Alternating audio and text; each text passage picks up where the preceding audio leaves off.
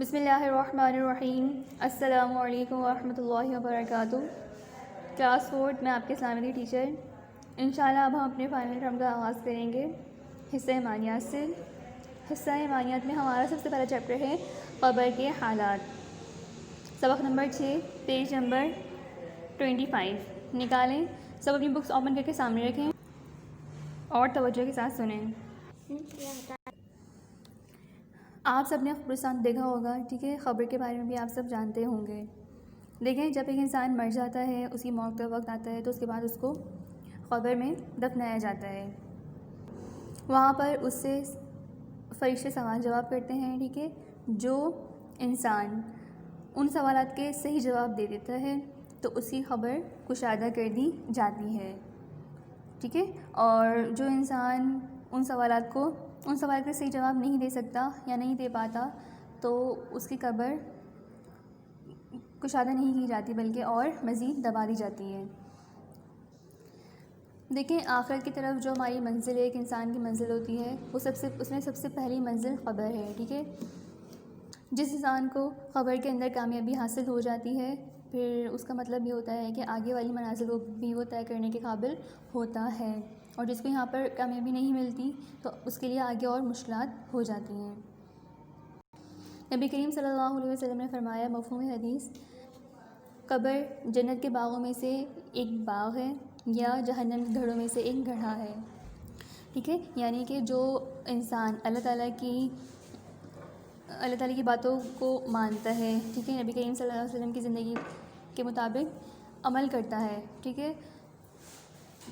اپنے فرائض، اپنے حقوق کو پورا کرتا ہے تو اس کے لیے قبر کے اندر انشاءاللہ آسانی ہوگی۔ اور جو اللہ تعالیٰ کی نافرمانی کرتا، نبی کریم صلی اللہ علیہ وسلم کی تعلیمات پر عمل نہیں کرتا تو ایسے انسان کے لیے اور جو کافر لوگ ہیں ان کے لیے مشکل ہوگی۔ یہ خبر کے بارے میں کچھ مختلف اور باتیں تھیں۔ اب ہم انشاءاللہ ہم ریڈنگ کرتے ہیں، ٹھیک ہے؟ آپ بھی فنگر کے ساتھ ساتھ سنیں اور اس کو سمجھیں۔ اللہ تعالیٰ نے انسان کو دنیا میں مختصر وقت کے لیے بھیجا ہے۔ دنیا انسان کے لیے ایک عارضی ٹھکانہ ہے۔ یہاں ہمیشہ نہیں رہنا بلکہ اپنے مقررہ وقت پر ہر انسان کو یہ دنیا چھوڑ کر جانا ہے، ٹھیک ہے؟ آپ سب کو پتہ ہے کہ دنیا میں انسان بس مختصر وقت کے لیے آتا ہے اور ہر انسان کو موت آنی ہے۔ جب ہر انسان کو موت آنی ہے تو یعنی کہ یہ دنیا اس کے لیے ایک عارضی ٹھکانہ ہے جس کو چھوڑ کر ایک دن جانا ہے۔ جو انسان یہاں پر اچھے اعمال کرتا ہے اس کے لیے جزا ہوگی، اور جو یہاں برے اعمال کرتے ہیں اس کے لیے آگے سزا ہوگی۔ آگے دیکھیں، مرنے کے بعد ہر انسان کی پہلی منزل قبر ہے، ٹھیک ہے؟ یعنی مرنے کے بعد سب سے پہلے انسان کو دفنایا جاتا ہے قبر کے اندر۔ وہ انسان کی پہلی منزل ہے آخرت کی طرف، جہاں فرشتے اس کے پاس آتے ہیں اور اس سے چند سوالات کرتے ہیں۔ اسی وجہ سے ہمارے پیارے نبی صلی اللہ علیہ وسلم کا طریقہ تھا کہ جب میت کے دفن سے فارغ ہو جاتے تو قبر کے پاس کھڑے ہوتے اور فرماتے کہ اپنے اس بھائی کے لیے اللہ تعالیٰ سے مغفرت کی دعا کرو، اور یہ بھی التجا کرو کہ اللہ تعالیٰ اس کو سوالوں کے جواب میں ثابت قدم رکھے، کیونکہ اس وقت اس سے پوچھ گچھ ہوگی۔ اب نیکسٹ پیج پہ آ جائیں۔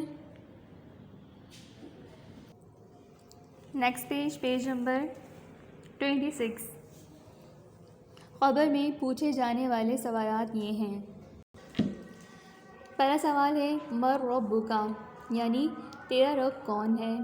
دوسرا سوال ما دینک، تیرا دین کیا ہے؟ تیسرا سوال من نبیک، یعنی تیرا نبی کون ہے؟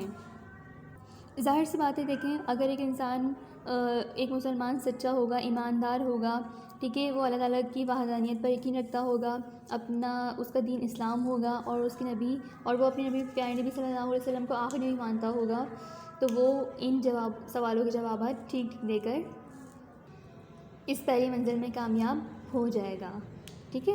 تو دیکھیں، اگر وہ مرنے والا سچا ایماندار ہو تو ٹھیک جواب دیتا ہے، ٹھیک ہے؟ یعنی میرا رب اللہ تعالیٰ ہے، میرا دین اسلام ہے، میرے نبی حضرت محمد صلی اللہ علیہ وسلم جو اللہ کے رسول ہیں۔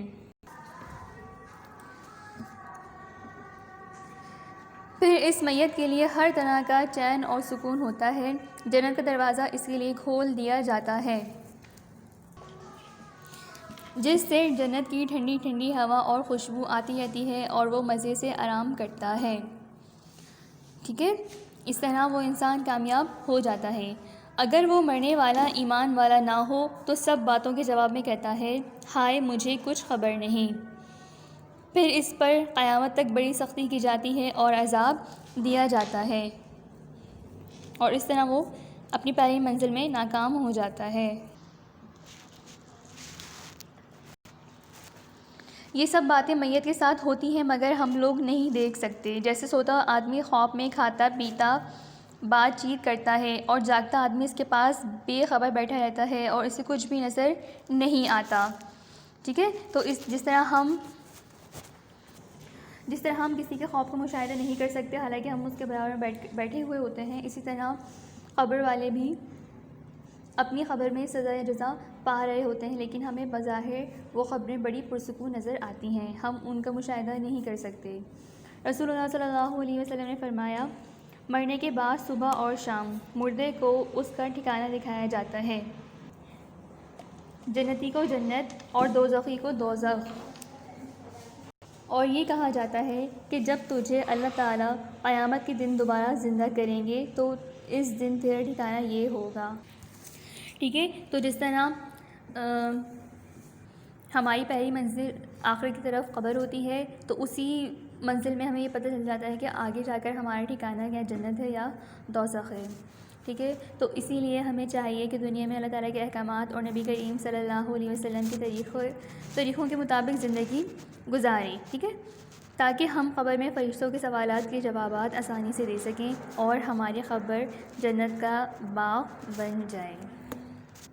عمل کرنے کی بات، حدیث میں ہے سورہ ملک کا ہر رات میں پڑھنا عذاب قبر سے حفاظت کا ذریعہ ہے۔ ٹھیک ہے، یعنی جو انسان سورہ ملک کا اہتمام کر کر ہر رات کو پڑھتا ہے تو اللہ تعالیٰ اس کو عذاب قبر سے نجات عطا فرمائیں گے۔ تو امید کرتی ہوں کہ آپ کو یہ سبق سمجھ میں آ گیا ہوگا۔ ٹھیک ہے، آپ اس کی دوبارہ سے ایک دفعہ اچھی طریقے سے ریڈنگ کریں، اس کو سمجھیں۔ انشاءاللہ پھر نیکسٹ ویڈیو میں آپ کو عذاب قبر سے بچانے والی دعائیں یاد کرنے کے لیے دی جائیں گی۔ ٹھیک ہے، سب اپنا خیال رکھیے گا۔ السلام علیکم ورحمۃ اللہ۔